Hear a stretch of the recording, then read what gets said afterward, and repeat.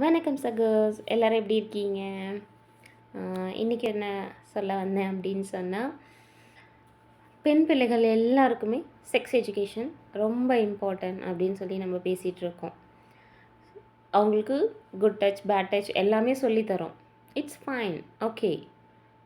அப்போ ஆம்பளை பசங்களுக்கு, பொம்பளை பிள்ளைங்களுக்கு எப்படி குட் டச், பேட் டச் எதுன்னு நம்ம சொல்லித்தரோமோ அதே மாதிரி ஆம்பளை பிள்ளைங்களுக்கும் சொல்லிக் கொடுங்க. இது பேட் டச், இது கேர்ள்ஸ் கிட்ட பண்ணக்கூடாது அப்படின்னு சொல்லி விளையாடும் போதோ இல்லது அவங்க ஸ்கூலில் இருக்கும் பொழுதோ உங்களுடைய கேர்ள் ஃப்ரெண்ட்ஸ் கிட்ட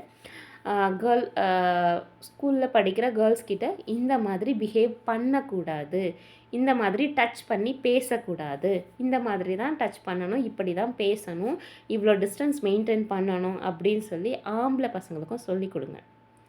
அது ஏன் எல்லாத்துலேயுமே பொண்ணுங்களை மட்டும் ப்ளேம் பண்ணணும்?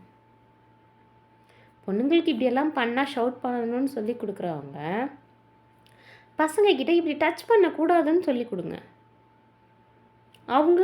அவங்க ஜென்ரேஷன்ஸ் அதை பழகிக்கிட்டாங்க அப்படின்னு சொன்னால் நம்ம பொண்ணுங்களுக்கு இதுதான் குட் டச் பேட் டச்னு சொல்லி கொடுக்க வேண்டிய அவசியமே வராது.